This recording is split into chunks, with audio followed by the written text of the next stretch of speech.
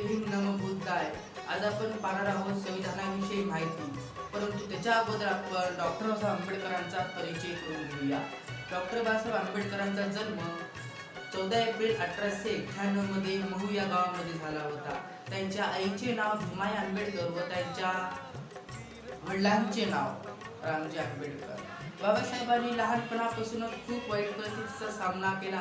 जसे की त्यांना कोणी पाणी पिऊ द्यायचे नाही, जसे की त्यांना वर्गामध्ये कोणी बसू द्यायचे नाही, तरी सुद्धा डॉक्टर बाबासाहेब आंबेडकरांनी तेवढ्या कठीण परिस्थितीचा सामना करून त्या काही ना काही करून दाखविले. शिकून मोठं होऊन या भारताला एक संविधान दिले. त्या संविधानावर पूर्ण देश चालतो.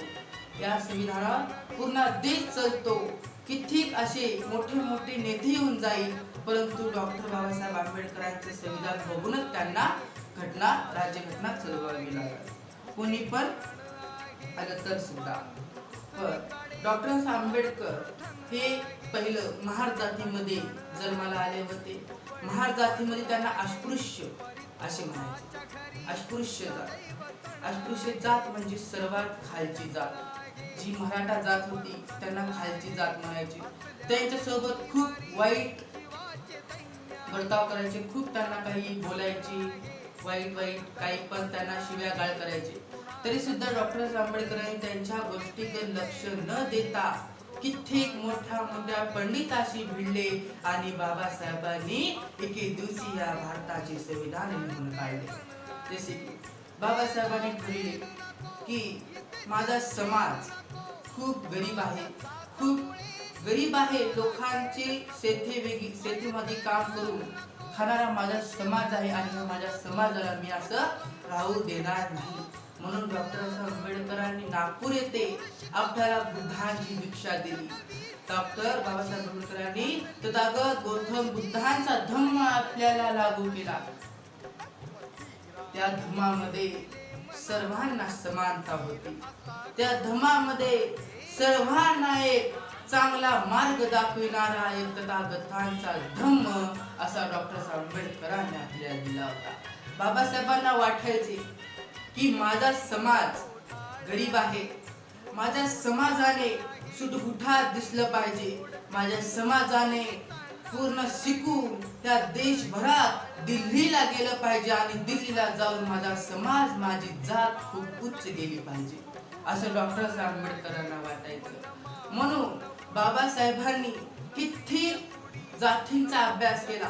जसे की मुस्लिम धर्म, मराठा, शीख असे कित्येक बाबासाहेबांनी धर्माचा अभ्यास करून ठरले की आता मी माझ्या जातीचा बदलाव करेल. म्हणून बाबासाहेबांनी कित्येक जातीचा अभ्यास केला आणि त्या जातीमध्ये एकही धर्म असा बाबासाहेबांना आढळला नाही ज्यामध्ये देव नाही. प्रत्येक धर्मामध्ये सांगायचे की देव तुझं भलं करेल, देव तुझी प्रार्थना ऐकेल, देव तुला मोठं करेल, देवच तुझा एक अर्धांगीण आहे, देवानेच तुला घडविला आहे, देवच तुझा एक करता धरता आहे असं सर्व धर्मामध्ये लिहून ठेवलेलं होतं. अशा काही धर्म आहे, येशू ख्रिस्तांचा धर्म. त्या धर्मामध्ये सांगतात की माझा येशू त्याने सृष्टी निर्माण केली, ते पूर्ण जग निर्माण केलं आणि ह्या जगामध्ये माणसाला निर्माण करत जेणेकरून आपण त्यांची पूजा करू.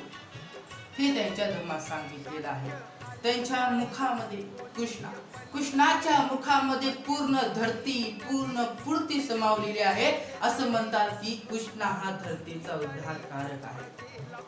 असे पूर्ण कित्येक धर्मामध्ये असंच काही ना काही लिहून ठेवलेलं होतं. परंतु बाबासाहेबांना असा एक धर्म घडला, ते धर्म नसून धम्म होता. ते धर्म नसून एक धम्म होता. ते धम्म म्हणजे तथागतांचा धम्म होता. ते म्हणजे भगवान गौतम बुद्धांचा धम्म होता. त्या धर्मामध्ये सर्वांना चांगला मार्ग लागला. तथागत म्हणतात की माझ्या धर्मामध्ये देव नाही, माझ्या धर्मामध्ये देव नाही, कोणती आत्मा नाही, कोणता पुनर्जन्म नाही, असं काहीच नाही. माझा धर्म आहे माणसाला माणूस बनवणारा माझा धर्म आहे.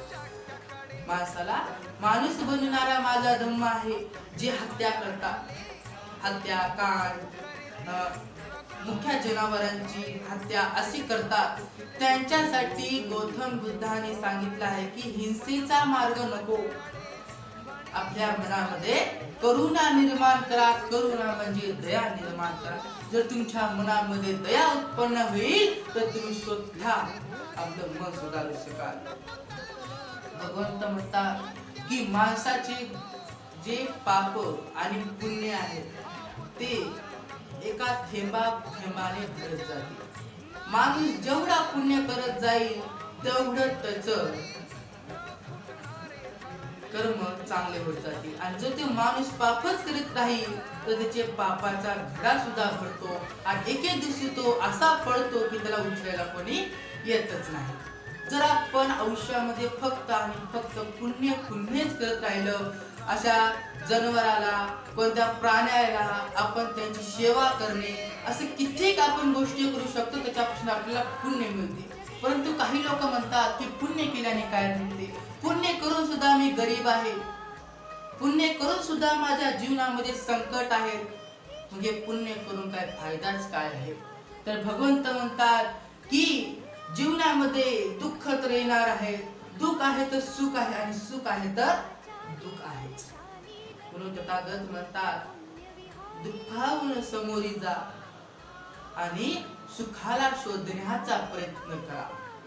जर आपण दुःख आहे आणि दुःखाच्या मार्गाने मी जाणारच नाही, ते मी काम करणारच नाही, कारण का त्याच्यामध्ये दुःख आहे असंच आपण म्हणलो तर नेहमी आपण मागच राहिलो. असे गौतम बुद्ध यांचा धर्म आहे. गौतम बुद्ध म्हणतात की मी स्वतः सुद्धा देव नाही. जर तथागत देव असले असते तर त्यांनी आपल्या जादूने, आपल्या चमत्काराने स्वतःचा उद्धार केला असता, परंतु नाही. तथागतांनी वैराग्याची कसोटी केली, वैराग्याचा अभ्यास केला आणि पूर्ण 6 वर्ष वैराग्याचा